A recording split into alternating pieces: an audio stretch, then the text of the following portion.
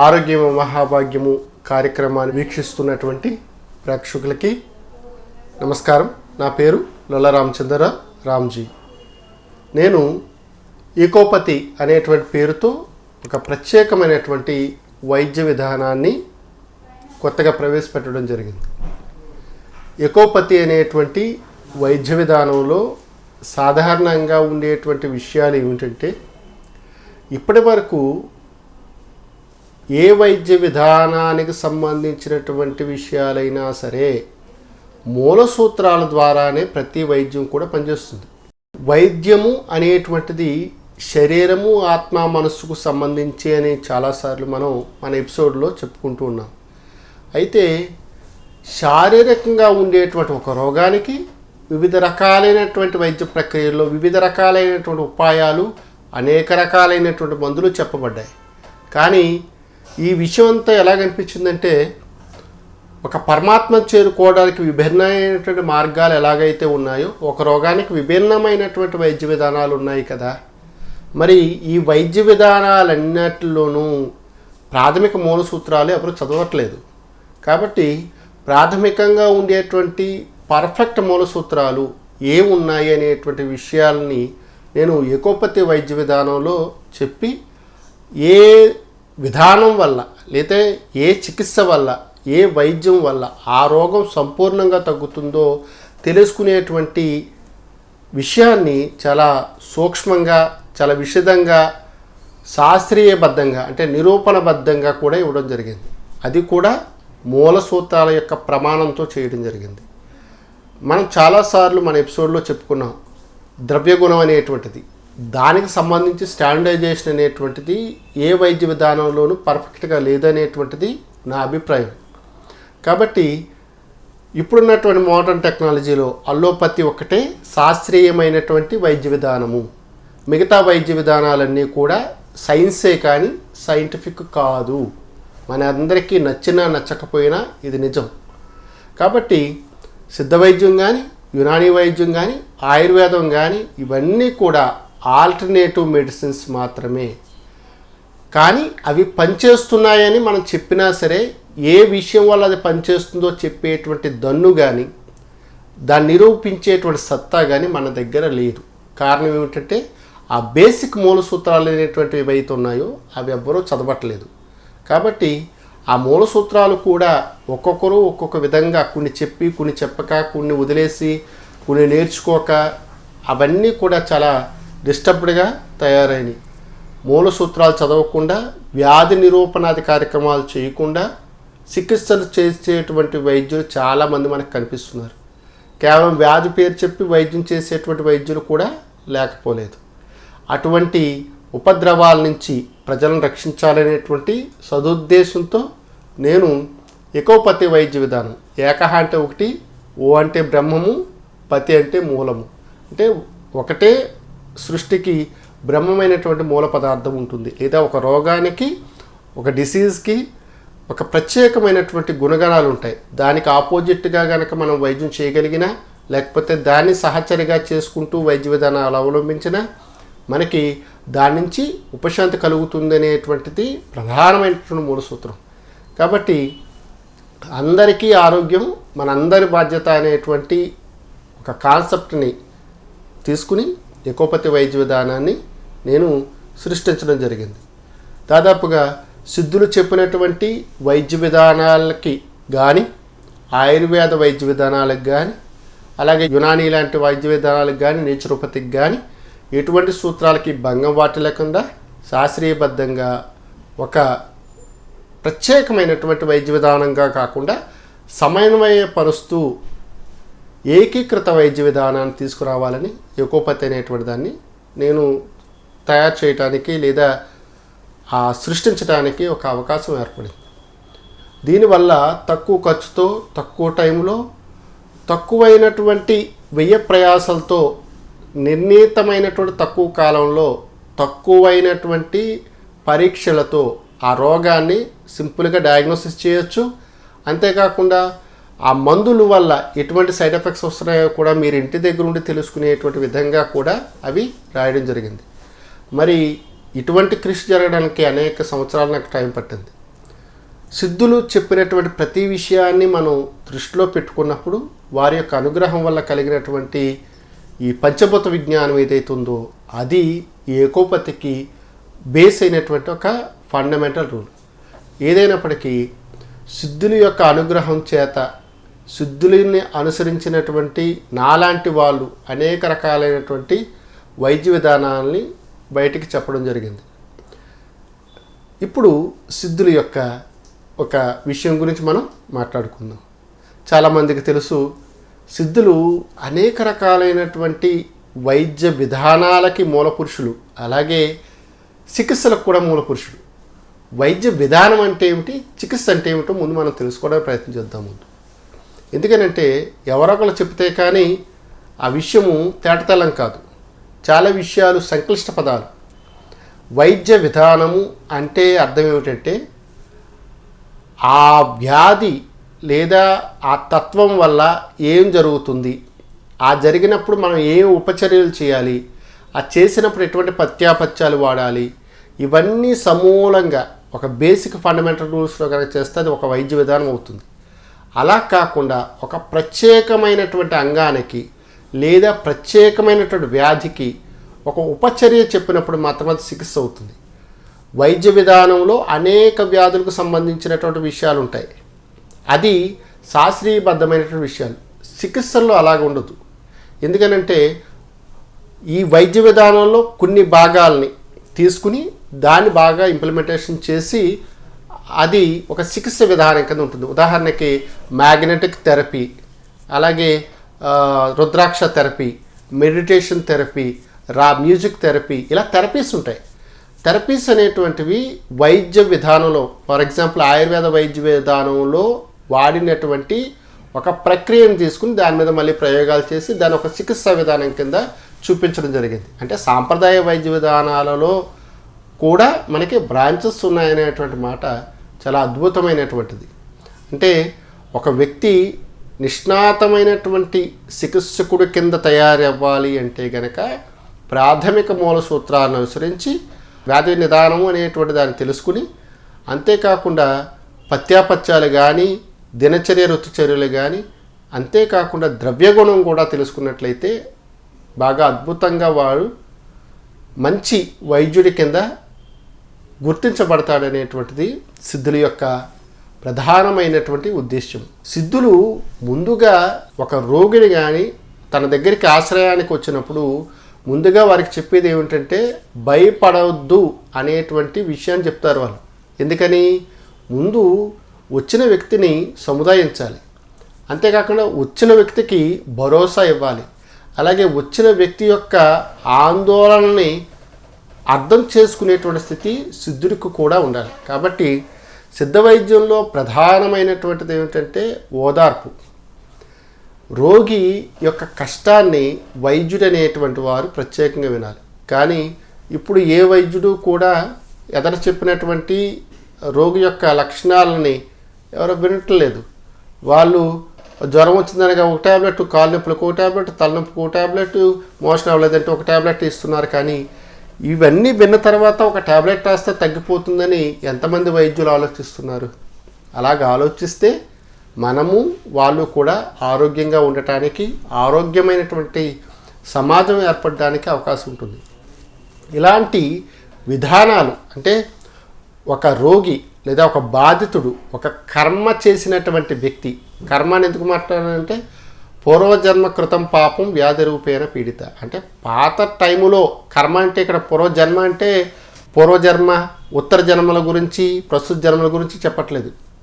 పూర్వజన్మ కృతం పాపము అంటే ఇక్కడ అర్థం ఏమిటంటే అంతకుముందు చేసినటువంటి కర్మల వలన మాత్రమే వ్యాధి వస్తుంది. ఉదాహరణకి రాత్రి మిడ్ నైట్ దాకా మనం మేలుకుని ఉండి ఆ మిడ్ నైట్లో ఏ స్పైసీగా ఉండే ఫుడ్ తీసుకుని దాంతోపాటు ఇంకా వ్యతిరేకమైనటువంటి ఆహార మద్యాలు లాంటివి ఏమన్నా సేకరించినట్లయితే తీసుకున్నట్లయితే పొద్దున్నే వాడికి మలమూత్రాలు అధికంగా పోవడం, వికారంగా ఉండడం, వాంతులు అవ్వడం, ఇవన్నీ జరుగుతాయి కదా.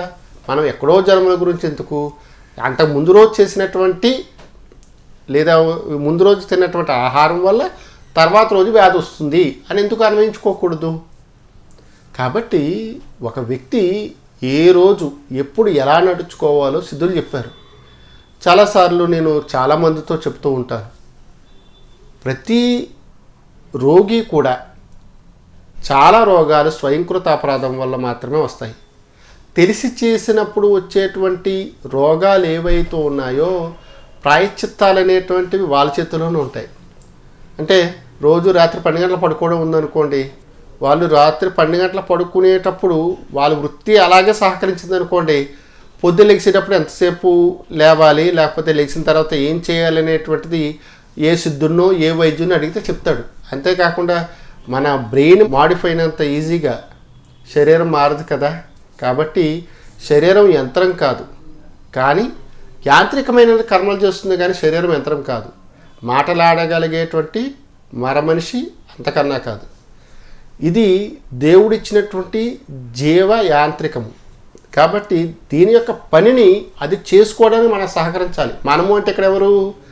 ఆత్మస్వరూపులైనటువంటి మనము అని అర్థం చేసుకోవాలి. మనము అంటే నా పేరు పల్నా అని చెప్పుకోవడం కాదు.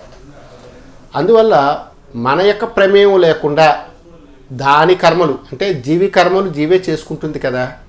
ఆ జీవిని నిలపడానికి ఏదైతే ఉందో ఆహారం కానీ విహారం కానీ దానికి అసౌకర్యం కలిగించకుండా చూడాలి. ఎప్పుడైతే అసౌకర్యం కలుగుతుందో అప్పుడు వ్యాధి వస్తుంది. కాబట్టి పూర్వజన్మ కృతం పాపం వ్యాధి రూపేణ పీడిత అనే దాంట్లో మనం చేసినటువంటి ఆహార విహారాదులు పశ్చాపత్యాల వల్ల కాలకర్మం తెలియకుండా దినచర్యలు తెలియకుండా ఉన్నప్పుడు మాత్రమే మనకి రోగాలు వస్తాయని సిద్ధులు చెప్పారు. కాబట్టి మనం ఎలా నడుచుకోవాలనేటువంటిది మన పెద్దలు చెప్పారు. మన పెద్దలు చెప్పినటువంటి విషయాలు మనం తూచా తప్పకుండా పాటిస్తే రోగాలు రావు. అలా కాకుండా ఓ ఎల్లయ్య ఒక వైద్య విధానాన్ని, పుల్లయ్య ఒక వైద్య విధానాన్ని చెప్తూ ఉండి ఆ వైద్య విధానాల్లోకి మనం వెళ్ళామనుకోండి, 4-5 రోజులు బాగానే ఉంటుంది. ఆ తర్వాత మనం ఎల్లయ్య దగ్గరికి పుల్లయ్య దగ్గరికి పరిగెట్టాలి. కాబట్టి మన కుటుంబంలో మన ఇంట్లో మనకు ఉండేటువంటి ఆచార సాంప్రదాయాలు ఏవైతే ఉన్నాయో వాటిల్ని తూచా తప్పకుండా వాడాలి. దీనికి ఒక ప్రమాణ శ్లోకం ఒకటి చెప్తాను మీ అందరికి అర్థమయ్యేలాగా. శ్రేయాన్ స్వధర్మో విగుణః పరధర్మాదనుష్ఠితాత్ స్వధర్మే నిధనం శ్రేయ పరధర్మో భయావహ అని మనకి భగవద్గీత శ్లోకం ఉంది.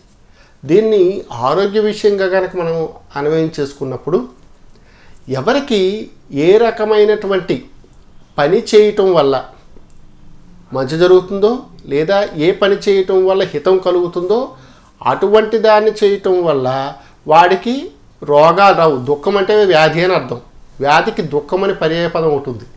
కాబట్టి వ్యాధులు రాకుండా ఉండాలంటే వాడు ఏది శ్రేయస్కరమైనటువంటి పని ఉందో, ఏది శ్రేయస్కరమైనటువంటి విధానం ఉందో, అంటే దినచర్య రుచర్య ఉందో అది చేసుకోవాలి. అది చేసుకున్నప్పుడు అటువంటి వాడికి ఆత్మ మనస్సు అనేటువంటివి ఎప్పుడూ కూడా రెండింటి కింద ఉండవు, ఏకంగా ఉంటాయి. కాబట్టి ముముక్షత్వం పొందటానికి యోగో భవతి దుఃఖ, అటువంటి వాడికి దుఃఖాలు ఏముంటాయి. కాబట్టి నువ్వు నడుచుకున్నటువంటి దారి, నీ శరీరతత్వాన్ని నువ్వు పరిపూర్ణంగా తెలుసుకున్నప్పుడు, నువ్వు అంటే ఇక్కడ అర్థం ఎవరు? ఎవరైతే రోగంతో సతమతమవుతున్నారో వారు మాత్రమే. జ్ఞానం తెలిసిన వారికి మనం చెప్పలేము కదా. కాబట్టి రోగి నిదానంగా ఉండి తన యొక్క శారీరక తత్వాన్ని ముందు తెలుసుకుని ఆ శారీరక తత్వానికి తగ్గట్టుగా కనుక మనం మచులుకున్నట్లయితే ఎటువంటి రోగాలు ఉండవు. మీ అందరికీ తెలుసు శారీరక తత్వాలు ఎన్ని రకాలు? 3 రకాలు. ప్రధానంగా ఉండేటువంటి ఈ 3 రకాలు మళ్ళీ కలిసి ఇంకో 2 రకాలు పుడతాయి. మళ్ళీ ఈ 3 కలిసి ఒక రకం పుడుతుంది. అంటే 7 విధమైనటువంటి తత్వాలు ఉంటాయి. అవి ఏమిటి?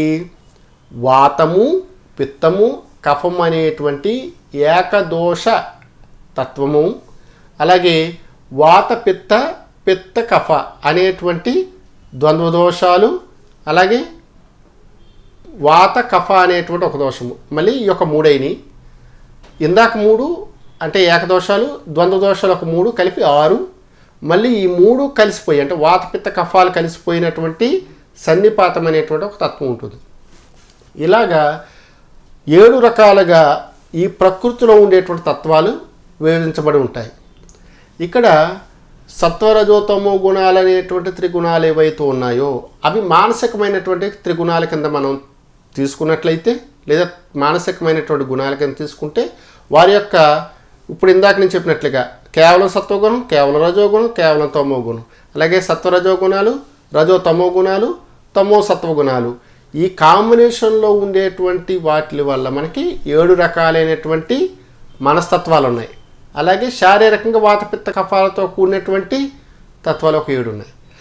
ఈ తత్వాలను ఎవరైతే పరిపూర్ణంగా సిద్ధుడి ద్వారా తెలుసుకుంటారో, లేదా సిద్ధుడి దగ్గరికి వెళ్ళి అయ్యా నా తత్వం ఏమిటో చెప్పండి, నేను ఎలాగ జీవించాలో చెప్పండి అంటే వారు ఖచ్చితంగా చెప్తారు. ఎందుకంటే ఆహారము ద్వారా అంటే జీహచాంచల్యం అనేటువంటి ఉంటుంది, రోటికి రుచులు అనేటువంటి ఉంటాయి.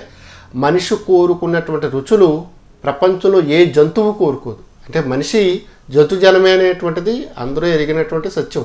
తెలివైనటువంటి జంతువు అని చెప్పి గర్వపడేటువంటి జంతువు ఏదైతే ఉందో అది మానవ జన్మ అనేటువంటిది పెద్దలు చెప్పిన మాట. కాబట్టి ఏ జీవచాచల్యం ఏదైతే ఉందో దాన్ని కంట్రోల్ చేసుకోకపోవడం వల్ల రోగాలు అనేటువంటివి తనకు తాను తెచ్చుకుంటున్నాడు. ఇది సిద్ధుడు చెప్పిన మాట. అందుకనే సిద్ధులు ఏం చెప్తారు, ముందు ఒక నియమం అనేటువంటిది పెడతారు. ఆ నియమం పెట్టి దానికి ఒక దీక్ష ఇచ్చి దానికి తగ్గట్టుగా వారు చర్య ప్రతిచర్యలు చెప్పి ఏ విధంగా వాళ్ళు నడుచుకోవాలో చెప్పేటువంటి స్థితిని వాళ్ళు కల్పిస్తారు. కాబట్టి సిద్ధుడి దగ్గరికి వెళ్ళిన తర్వాత మనసా వాచా కర్మణ పూర్తిగా సరెండర్ అయిన తర్వాత వారి యొక్క దేహతత్వాన్ని, అంతేకాకుండా వారు శారీరక మానసిక తత్వాలని కూడా వారికి అర్థమయ్యేలా చెబితే అతను ఒక గురువులాగా, ఒక తండ్రిలాగా, ఒక పరమాత్మ యొక్క ప్రతినిధిలాగా ఉండి మీ యొక్క ఆరోగ్యాన్ని పరిపూర్ణమైనటువంటి స్థితిలోకి తీసుకెళ్ళడానికి అవకాశాన్ని సిద్ధుడు కల్పిస్తాడు. కాబట్టి సిద్ధ వైద్యం చేసేవారికి మంచి మానసిక ప్రశాంతత ఉండేలాగా వారు ఎప్పుడూ కూడా ధ్యానంలోనూ, యోగంలోనూ, కర్మల ద్వారానూ వారి యొక్క స్థితిని పెంచుకుంటూ తనను అనుసరించినటువంటి వారిని కూడా ఆరోగ్యంగా ఉంచడానికి ప్రయత్నం చేస్తూ ఉంటారు.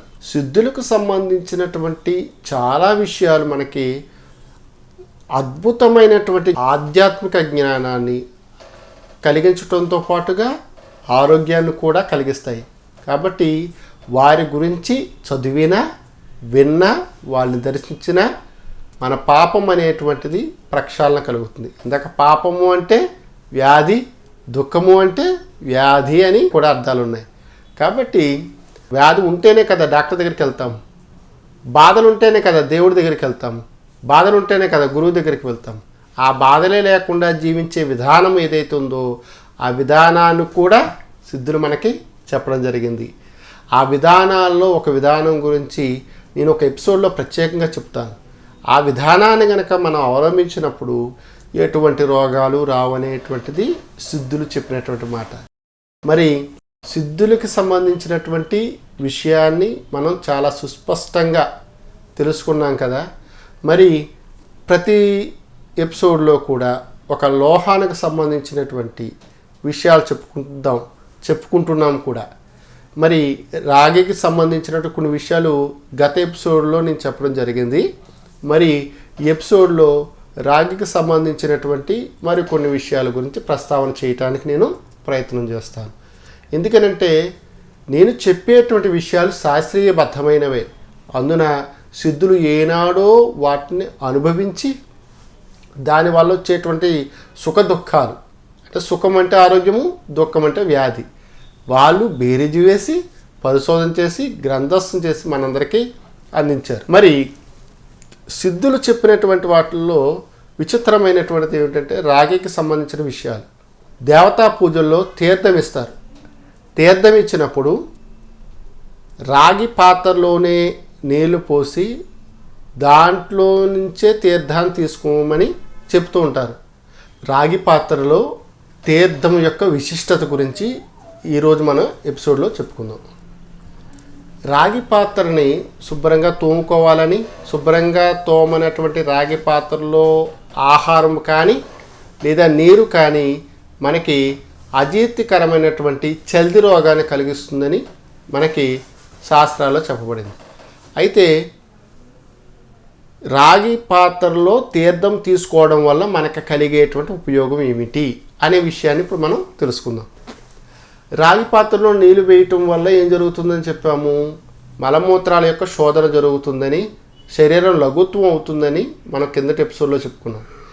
తీర్థంలో వేసేటువంటి వాటిల్లో ప్రధానమైనటువంటిది పచ్చకర్పూరం, అలాగే తులసి ఆకులు.